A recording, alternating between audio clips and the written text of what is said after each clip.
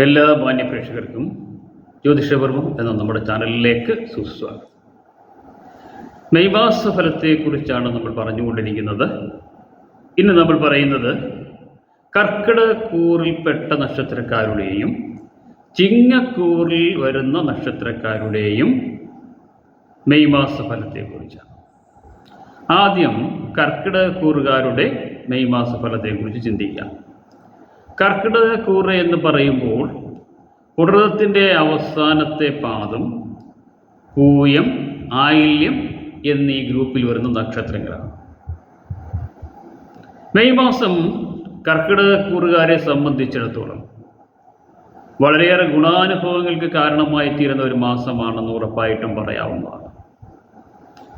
സാമ്പത്തികമായ അഭിവൃദ്ധി തീർച്ചയായിട്ടും ഉണ്ടാകുന്നതായിരിക്കും. വീട്ടിൽ മംഗളകരമായ കാര്യങ്ങളൊക്കെ നടക്കാനുള്ള സാധ്യതയുള്ളൊരു മാസമാണ്. അതുപോലെ തന്നെ സൗഹൃദങ്ങളൊക്കെ ഊട്ടിയുറപ്പിക്കാൻ കഴിയുന്ന ഒരു മാസമാണ്. സ്വജനങ്ങളിൽ നിന്നും സുഹൃത്തുക്കളിൽ നിന്നുമൊക്കെ വളരെയേറെ സഹായങ്ങളൊക്കെ ഈ കൂറിൽപ്പെട്ട നക്ഷത്രക്കാർക്ക് ലഭിക്കാൻ വളരെയേറെ സാധ്യതയുള്ള ഒരു മാസമാണ് മെയ് മാസം എന്ന് പറയാവുന്നതാണ്. കർക്കിടകൂറിൽപ്പെട്ട വിദ്യാർത്ഥികൾക്കൊക്കെ ഉന്നത പഠനത്തിന് സാധ്യമാകുന്ന ഒരു കാലഘട്ടത്തിലൂടെയാണ് കടന്നുപോയിക്കൊണ്ടിരിക്കുന്നത്. ഉയർന്ന മാർക്ക് വാങ്ങിക്കുന്നതിനും വിദേശ പഠനത്തിനുമൊക്കെ മെയ് മാസം സാധ്യത ഏറുന്നതാണ്. ഒപ്പം കോഴ്സുകളെക്കുറിച്ച് തീരുമാനിക്കുമ്പോൾ അനുയോജ്യമായ കോഴ്സുകൾ തിരഞ്ഞെടുക്കാൻ പ്രത്യേകം ശ്രദ്ധിക്കേണ്ടതാണെന്ന കാര്യം മറക്കരുത്. ഉദ്യോഗാർത്ഥികൾക്കും വിദ്യാർത്ഥികളെ പോലെ തന്നെ ഗുണാനുഭവങ്ങൾ കാരണമായി തീരുന്നൊരു മാസമാണ്. ഉദ്യോഗസ്ഥന്മാർക്കൊക്കെ ഈ മാസം വളരെയേറെ ഗുണാനുഭവങ്ങൾ ലഭിക്കുന്നതായിരിക്കും.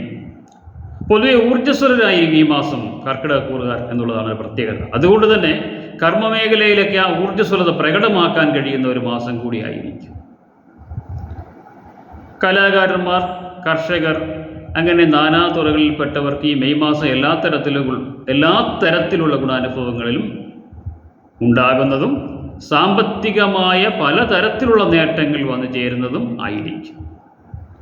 ഒപ്പം ഈശ്വരാധീനം കൂടി വരുത്തിപ്പോയാൽ പൂർണ്ണമായ ഫലവും ഈ മെയ് മാസത്തിൽ കർക്കിടകൂറുകാർക്ക് ലഭിക്കുന്നതായിരിക്കും. അങ്ങനെ തന്നെ ഭവിക്കട്ടെ എന്ന് ആശംസിക്കുന്നു. ഇനി നമുക്ക് ചിങ്ങക്കൂറുകാരുടെ മെയ് മാസ ഫലത്തെക്കുറിച്ച് ചിന്തിക്കാം. ചിങ്ങക്കൂറുകാരെ സംബന്ധിച്ചിടത്തോളം മെയ് മാസം വളരെയേറെ ഗുണാനുഭവങ്ങൾ ലഭിക്കുന്നതായിരിക്കും. സാമ്പത്തിക അഭിവൃദ്ധി ഉണ്ടാകുന്നതായിരിക്കും. അതുപോലെ തന്നെ ഉദ്യോഗാർത്ഥികൾക്കും വിദ്യാർത്ഥികൾക്കൊക്കെ അനുകൂലമായൊരു കാലഘട്ടമാണെന്ന് പറയാവുന്നതാണ്. മെയ് മാസത്തിൽ ഒരുപാട് ഗുണാനുഭവങ്ങളൊക്കെ വന്ന് ഭവിക്കുന്ന ഒരു കാലഘട്ടമാണ് ചിങ്ങക്കൂറുകാരെ സംബന്ധിച്ചിടത്തോളം. എങ്കിലും ആരോഗ്യകാര്യങ്ങളിൽ പ്രത്യേകം ശ്രദ്ധിക്കാൻ ഒരു കാലഘട്ടം കൂടിയാണ്. അത് പ്രത്യേകം ഓർത്തിരിക്കുക. അതുപോലെ തന്നെ അടുത്ത ബന്ധുക്കൾക്കോ സുഹൃത്തുക്കൾക്കോ ഒക്കെ അസുഖങ്ങൾ വരാനും, അതുപോലെ തന്നെ വളരെയേറെ സ്നേഹിക്കുന്നവർ നമ്മളിൽ നിന്ന് വേർപെട്ടു പോകാനും ഒക്കെ സാധ്യതയുള്ളൊരു മാസം കൂടിയാണ്. അത്തരത്തിലുള്ള മനക്ലേശങ്ങൾ കൂടി വന്നു ചേരുന്ന ഒരു കാലഘട്ടമാണ് മെയ് മാസം എന്ന് പറയാവുന്നതാണ്. എന്നിരുന്നാലും മറ്റൊരു തരത്തിൽ നോക്കുമ്പോൾ എല്ലാ തരത്തിലുള്ള ഗുണാനുഭവങ്ങളും സാധ്യമാകുന്ന ഒരു കാലഘട്ടം കൂടിയാണ് മെയ് മാസം എന്ന് പറയാവുന്നതാണ്. സാമ്പത്തികമായ പ്രശ്നങ്ങളൊന്നും ഉണ്ടാകുന്നതല്ല, സാമ്പത്തിക നേട്ടങ്ങൾ ഉണ്ടാകുന്നതായിരിക്കും. അതുപോലെ തന്നെ കലാകാരന്മാർക്കും ബിസിനസ്സുകാർക്കുമൊക്കെ ഈ മെയ് മാസം വളരെയേറെ ഗുണാനുഭവങ്ങൾക്ക് കാരണമായി തീരുന്ന മാസമാണ്. ഇങ്ങനെയുള്ള വിവിധതരം ഗുണാനുഭവങ്ങളോടൊപ്പം തന്നെ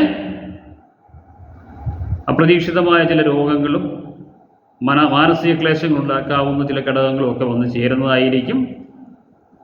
അതിനുവേണ്ടി സർവാഭീഷ്ടദായകനായ വൈഷ്ണവ ക്ഷേത്രത്തിൽ വിഷ്ണുവിൻ്റെ മുമ്പിൽ പോയി പ്രാർത്ഥിക്കുക, വിഷ്ണു ക്ഷേത്ര ദർശനം നടത്തുക, വിഷ്ണുവിനെ പാൽപ്പായസമുള്ള വഴിപാടുകൾ നടത്തുക, വിഷ്ണു സഹസ്രനാമം ചൊല്ലുക, ഒപ്പം ശിവക്ഷേത്രത്തിൽ ജലധാര നടത്തുക. അതുപോലെ ഗണപതി ഭഗവാന് വേണ്ട വഴിപാടുകൾ ചെയ്യുക. പ്രത്യേകിച്ച് ഗണപതി ഹോമം നടത്താനൊക്കെ പ്രത്യേകം ശ്രദ്ധിക്കുക. ഇത്തരം കാര്യങ്ങളൊക്കെ ചെയ്തു പോയാൽ ഗുണാനുഭവങ്ങൾ ഏറിയിരിക്കുന്നതായിരിക്കും. അപ്പോൾ എല്ലാ ചിങ്ങക്കൂറുകാർക്കും എല്ലാവിധ ഗുണാനുഭവങ്ങളും ഉണ്ടാകട്ടെ എന്ന് പ്രാർത്ഥിക്കുന്നു. നമുക്ക് മറ്റൊരു വിഷയമായി വീണ്ടും കാണും വരെ ഏവർക്കും നന്ദി, നമസ്കാരം.